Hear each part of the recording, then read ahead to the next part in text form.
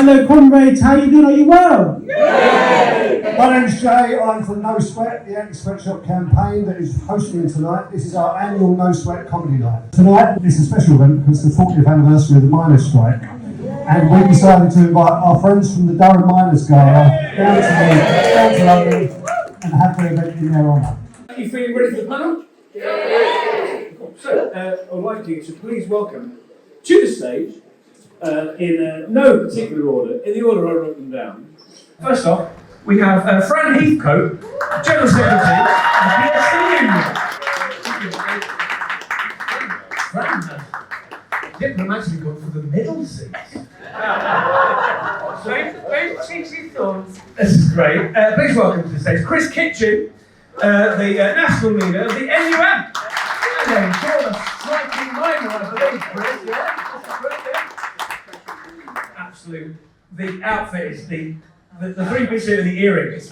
You look cool as fuck. I paid a lot of money for it. I'm determined to get me all his worth out. And please welcome to the stage, as I said before, probably the last politician in our lifetime who will actually put the shits up the establishment, Jeremy Corbyn! This is your panel. Thank you all for joining us. So, Chris, I'll start with you. You were a striking miner. You were there, I was going to say on the coal face, and then I realised that wasn't it, on the nose. What are your memories of that action? I think my memories are quite fixed because at the time I was 17 years old at the start of strike. Right. I went straight down to leaving school at 16. I was actually starting to be bored of me. Career for life. Right, okay. Career anniversary. Yeah. So it was actually more of an exciting time for me. I've listened to some older lads that have been through 72, 74 strike. Right.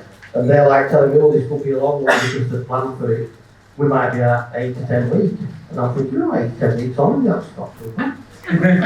Make that fit. Not when you were doing the full 12 months. Yeah. And then unfortunately been forced back. So as a young single lad living at home, my dad was on strike, I've got younger brothers and a sister, mother working 2 jobs, but we managed to get through it. I suppose it was the best political education that you could get of the class struggle. I realised that you weren't allowed to get off the M1 anywhere in Nottinghamshire without the police being there to turn you around and send you back. Going on from that, when you look at what happened at the time, we thought it was an industrial dispute, but it was against the coal board. We got, we knew that it was an extractive industry that mines would unfortunately close when they run out of coal. It had always happened that it was going to continue, but we couldn't accept that they were going to put pit against pit and close them on economic grounds because every coal mine had got the danger that you'd have bad geology, you'd have bad equipment, and that year you'd lose money. So that year that you were done. Yeah.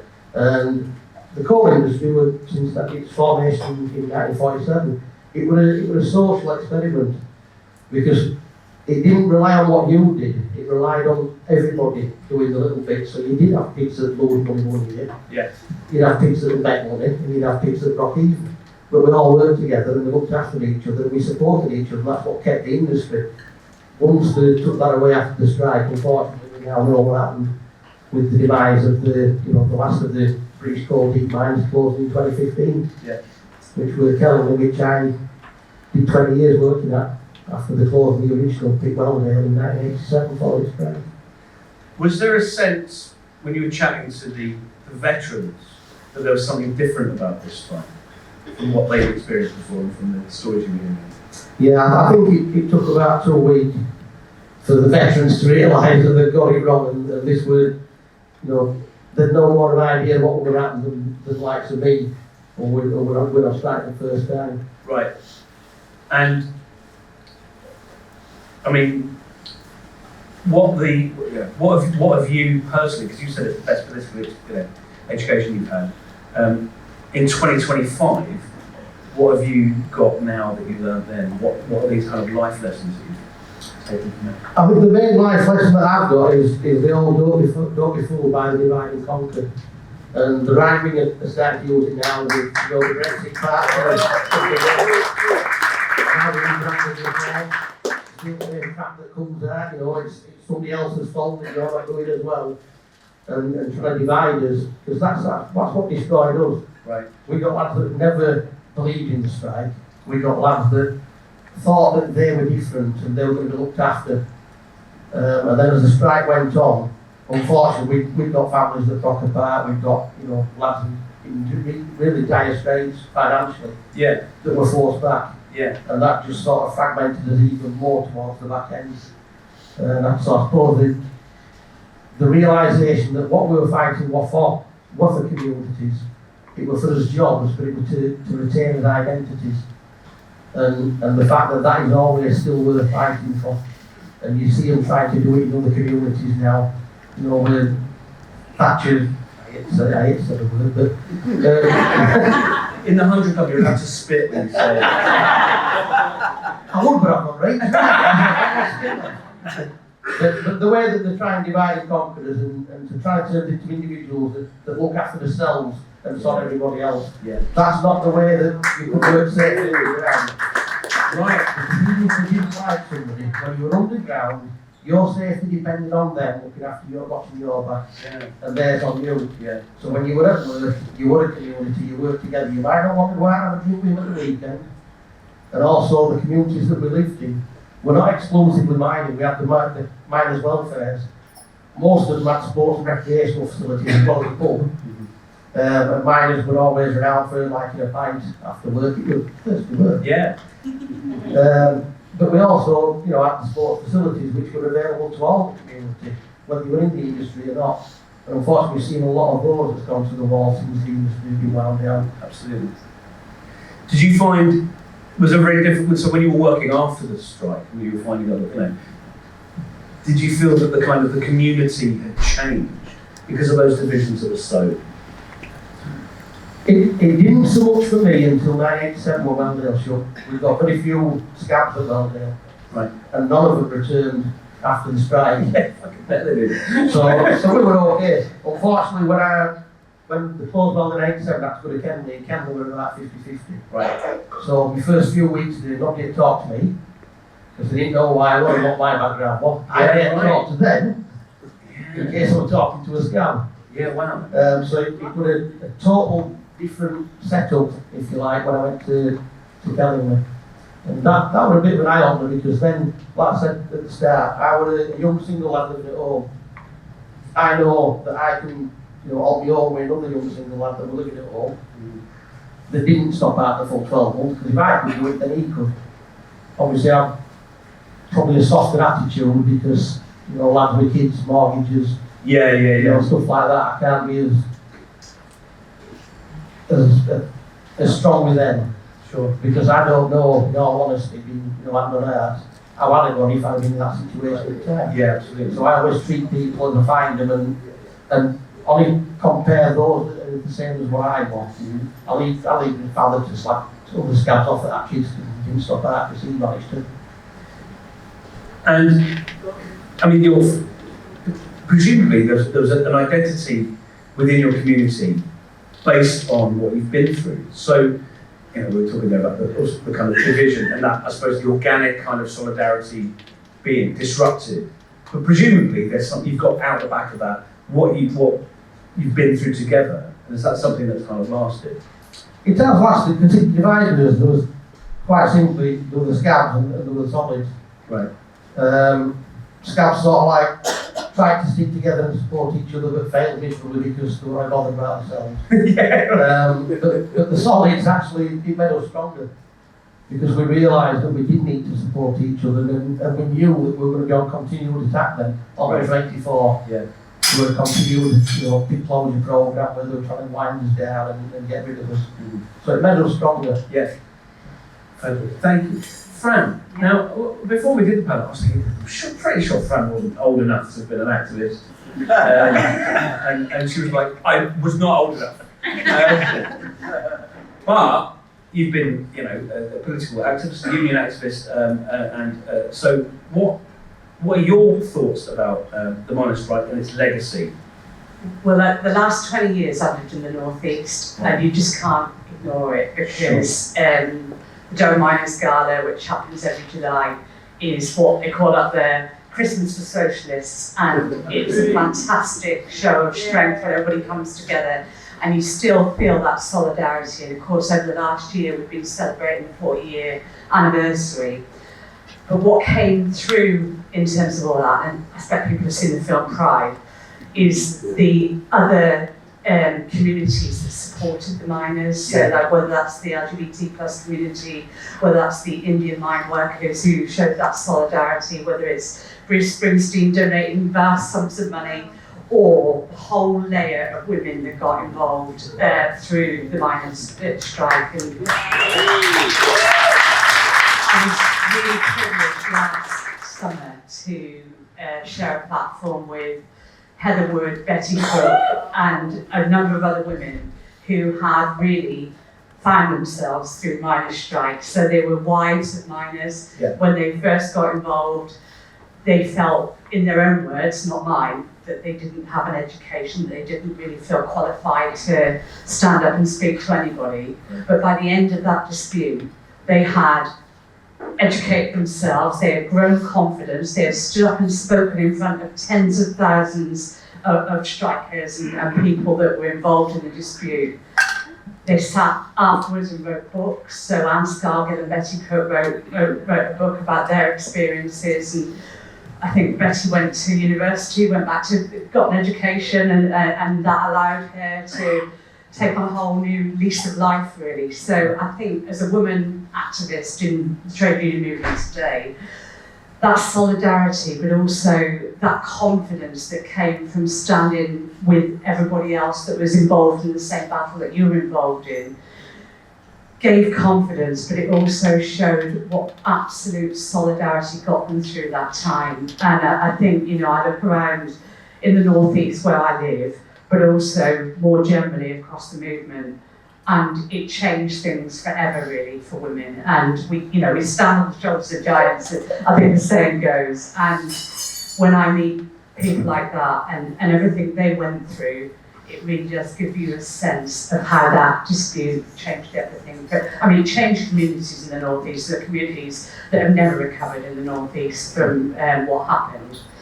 But it changed lives for a whole layer of people that became active and politically active through what happened. So I've learned huge lessons in the 20 years I've lived there, but it's been a real honour and a privilege to work with the Durham Miners Association, but also work with those women, I think Women Against the Pictos, as they call themselves, and they have campaign tasks, and there's still campaigns, they hold events. Over the last 12 months, they've held loads of events in the North East, and a whole new layer of activists have educated themselves through everything that those women learn and those activists learn. So it's that solidarity. When we talk about being a trade unionist, what does it mean? It is about not standing on your own. It's in fact you're standing together, and really I think that's what I've learned. And nowhere is it more obvious than in the lessons around the miners' strike about how solidarity was everything, and it's that sense of, whether it's community or just people standing together that made them strong.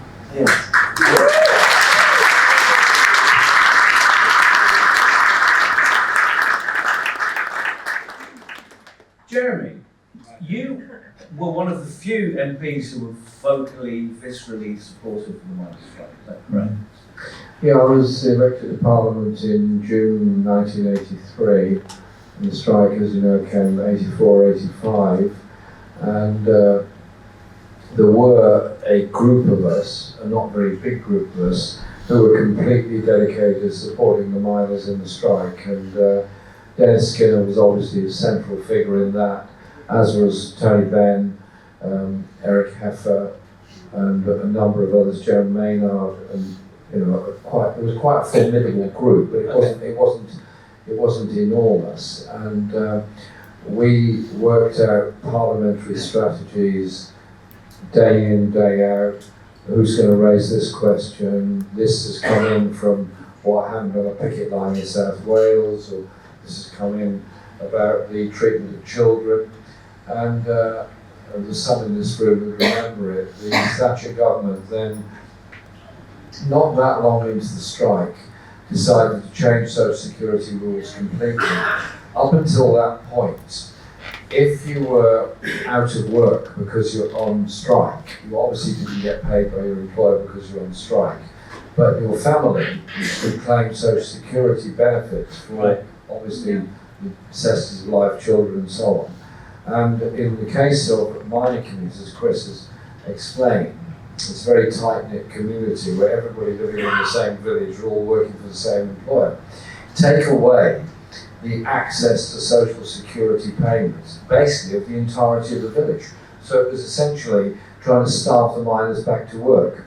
And we got very angry about that in Parliament, and then prevented the legislation going through by occupying the centre of the chamber in front of the mace, and the Parliament cannot operate if the space in front of the mace has got anybody on it. So we stayed there. The Speaker kept demanding remove, then adjourned the session and said, I'll come back in half an hour or something. So we just stayed there. Then he came back in half an hour and said, I require the members, and named us all to move. And Dennis Skinner said, no chance.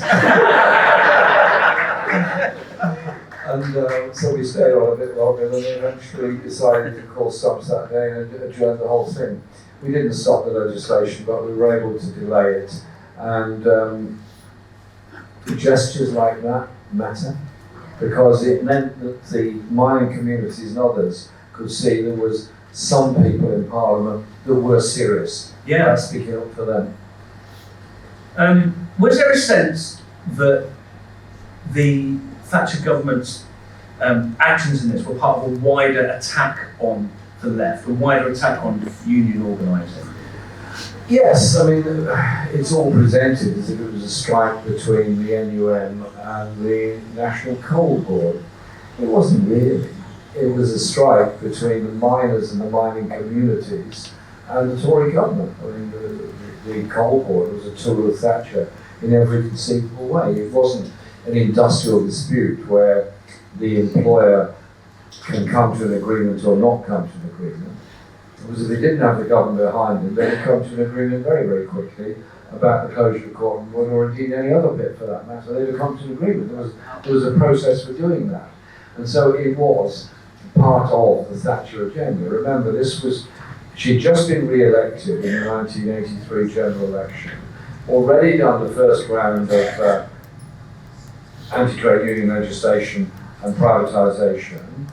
We'd already got the attacks on trade unions, and she figured, in a sense she was right, defeat the miners, I can get away with anything with other unions. Because what followed then was an attack on the print workers, and what followed docks and Wapping. The Battle of Wapping came in early '87, which is 2 years after the end of the strike. So this was an entirely political operation by the Thatcher government to destroy the mining communities and the power of the miners' union.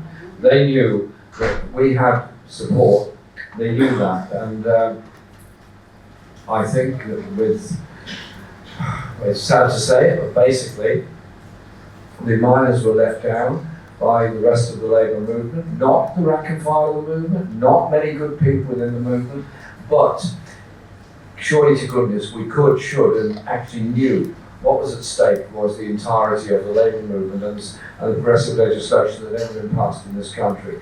And Thatcher then was off the leash from that period onwards. The period after the strike was horrible.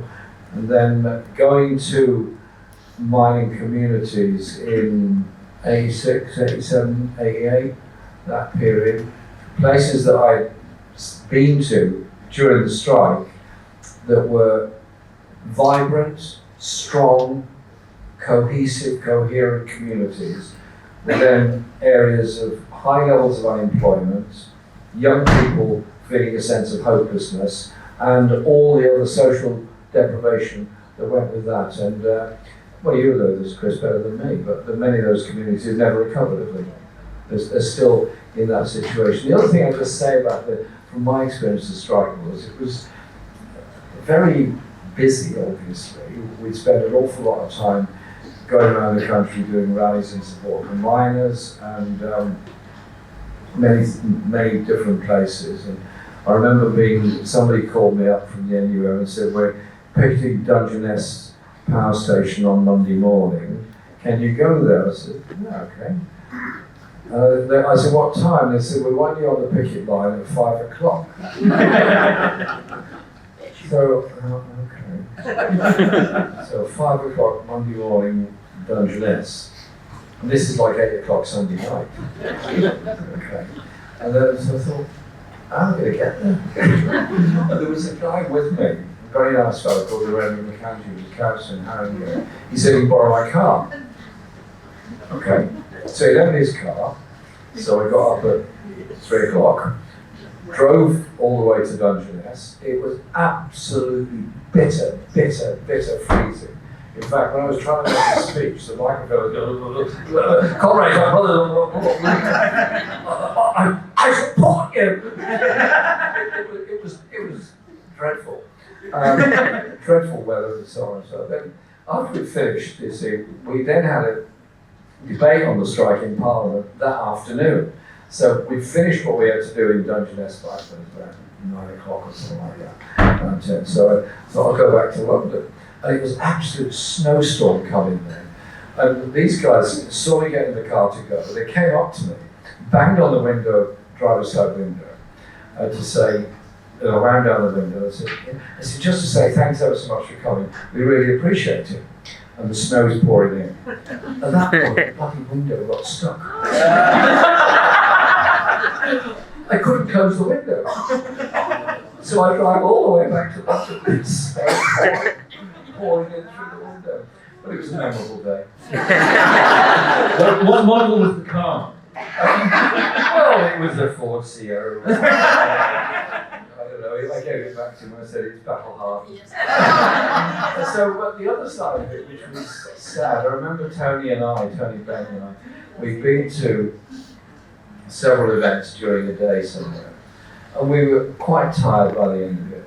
And there was something on in Parliament that night, so we got back to London, went to Parliament, and we go into the members' tea room, and there's a whole lot of MPs sitting around saying, oh, the problem with the strike is the union don't know what it's doing, they've got it wrong, they don't understand the situation, they should do a deal. I just thought, you bastards, actually. I said, that's why I got very angry. I said, there's people out there that are raising money for the strike, there's people out there that are starving in order to protect their communities, and you're sitting here with this kind of cynical chat about how it could be done differently and better by you. Why don't you get yourself out there and join the union as well as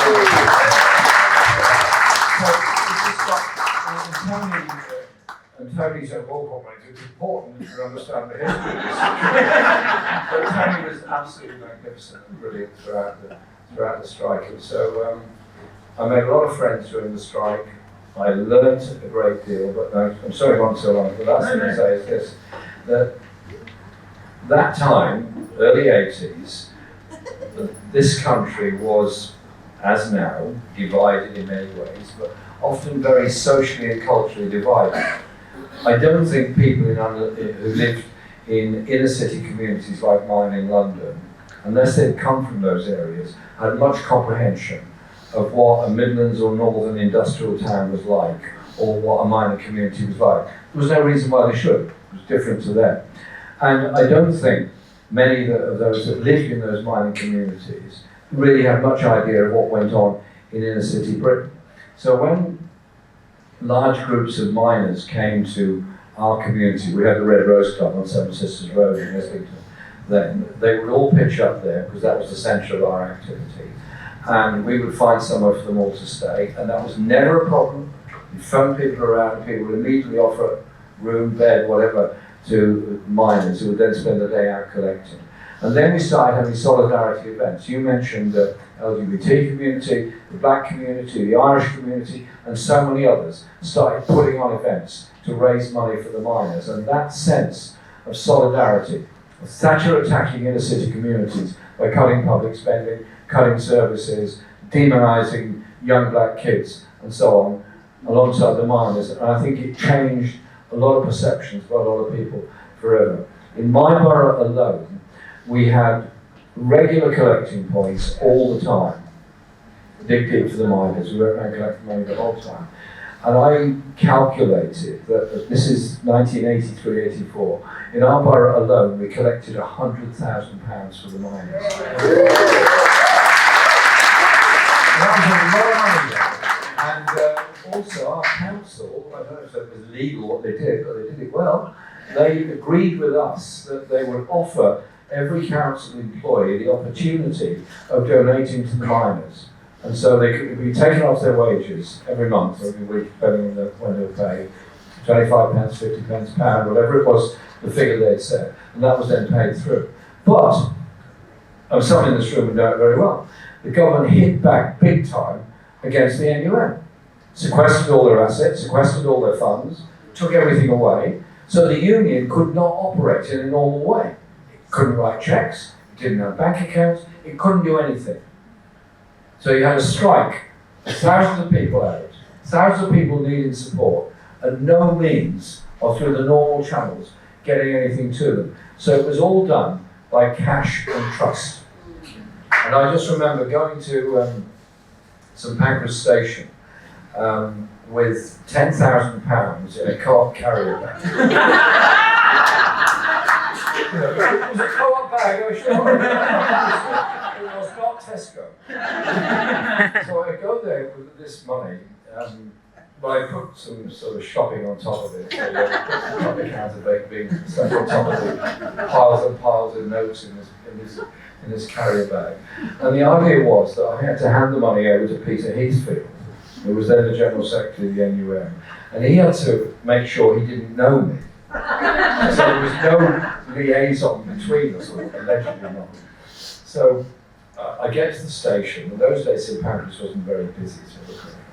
And you try to look, you're trying to make yourself sort of invisible by carrying £10,000. It's a bit difficult. So I looked around and I saw a corner of it in my eye. Him in the distance, looking really suave and really smart. Nice suit overall. And one of those very thin, upmarket briefcases. Wow, smart guy, real businessman, ready to get the first class train somewhere or other. So I saw it like that. And so what we then did was, we went down to the, I went first, down to the gents' toilet. And we had to make sure there was nobody else around. And so I then went into one of the cubicles, and as you do by accident, you often leave your shopping behind. so you leave your shopping in the cubicle. Could have to anybody, couldn't you? Come on, you've all done that. Come on, who's there shopping in the toilet before? Who's left £10,000 in a cubicle? So then, but the problem then was, when I should come out to make sure there was nobody else out there who might come in behind me and say, "Here mate, you left your shopping behind." So Peter by that time had arrived, and the call sign was that he would turn the taps on and off in the wash basin. So when they came to on, off, right, that's me out, pretending I've never seen this guy with the smart briefcase and so on. And I then just, as I was going up the stairs, saw him open the briefcase, load all the money into the briefcase, cover it with the Daily Telegraph. I disappeared one way, he disappeared the other. £10,000 helped to feed a lot of children. That's what it was.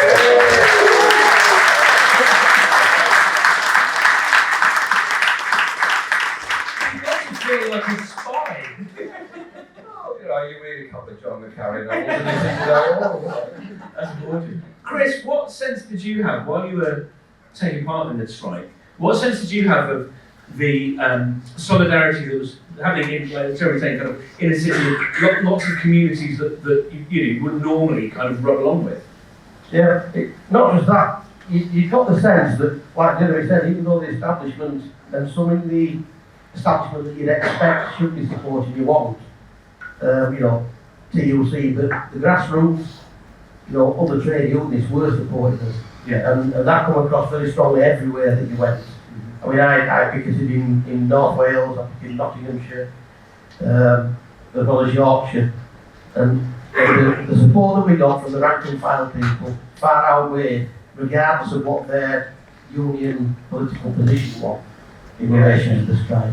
Yeah, we got some tremendous support. Yeah, and what sort of culturally, because this is what we're doing here, is sort of invoking the comedy benefit gigs were happening in the 80s.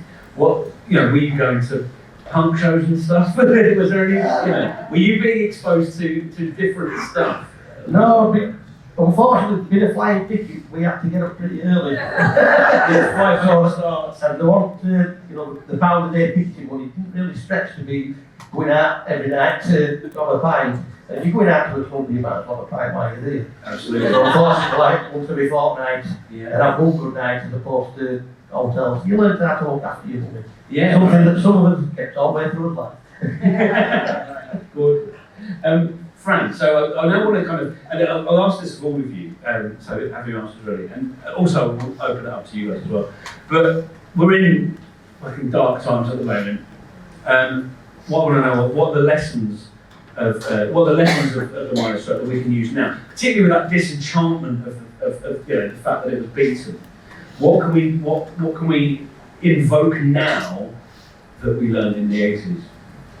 Well, I guess that solidarity is the overarching message that still prevails today and certainly always strive for. I mean, we're very good sometimes at allowing ourselves to become divided, and I think there is far more that unites most of us than what divides us, and we need to try and build as much unity and solidarity as we can. But I think as well, not forgetting everything that happened in terms of the miners' strike. So we take our young members committee to the Durham Miners Gala every year, and they come back absolutely buzzing because they've never come across anything like it before, and they're meeting all these people that have been through things that they probably can't imagine a lot of it. But it was the honour of my life when I spoke at the gala, not last year but the year before, and our union was so proud that we had a speaker on the platform, and it still invokes that sense of sort of honour and pride in terms of everything the miners stood for and everything they continue to do. And we have to not allow that to be forgotten. So in Durham, at the moment they are refurbishing Red Hills, which people might know is called the People's Parliament, and it's going to have conference facilities for unions. It's going to have meeting space and space where trade unions and organisations can come together. And I think as a movement, we need to make sure we use that, and part of it will be given over to lessons from the miners' strike. Where in our own union, we just at the same 40-year anniversary, we've also been remembering GCHQ strikers who were also in dispute at about the same time of the Thatchers forbidding civil servants or people working in GCHQ at the time to join a trade union, right, because she argued that you couldn't be loyal to a trade union and be loyal to the state, and we all know how that turned out for her. And actually what was really telling about that dispute was the sort of people that were working in GCHQ right then weren't your typical trade unionists. They were very much sort of analysts and people that studied data for a living, but they were so incensed that somebody would tell them, emboldened, I think, by what she thought she'd achieved with the miners. Yeah, she went on to then think, right, my next target's going to be these government workers. They won't put up much of a fight, but they've got a massive fight, and 40 years on, whilst many of them are no longer with us, their families still come together every year in Cheltenham of all places. So a big march through the centre of Cheltenham. Exactly that. But what was fantastic, we had a commemoration dinner for the families this time last year actually, and a man got up on the stage and he was called Kit, and he was 94 and he'd written a poem about how being involved in that strike had changed his life. Oh, wow. And then they got young Brian up on the stage, and they called him Young Brian because he was a mere 89. and yet he also talked about how it had absolutely changed his life.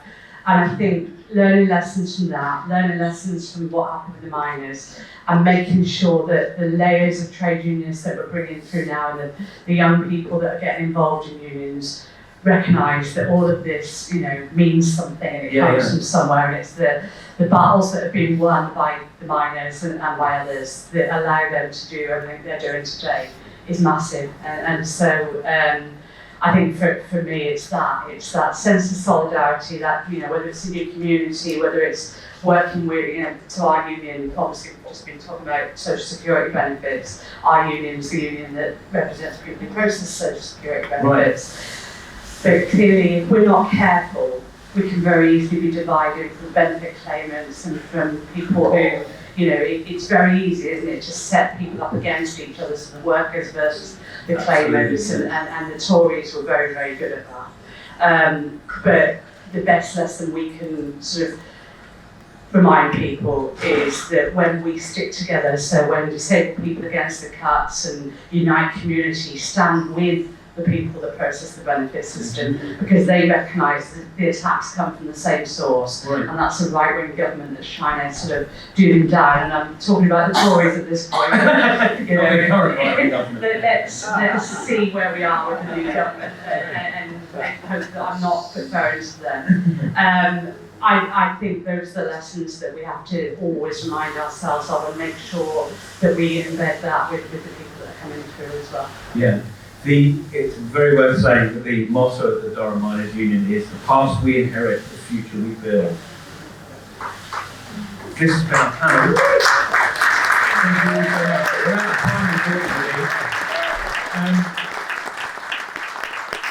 And you lot, so many of you are activists and veterans, and you've been through it. I'll just say, let's have conversations tonight, and let's fucking organise, because if not now, then when?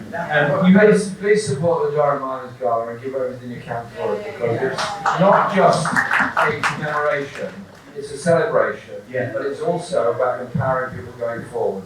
And last week we did a regular forum in my constituency. We had an employment rights forum, and the main speakers were Uber drivers and gig economy workers. They need to be in a union, they need to be supported, they need to be protected. The Durham Miners Gala gives inspiration to all those that are struggling for decency, decent pay and decent conditions at work, and that's why we've got to not just keep it going, but ensure it continues to grow and develop.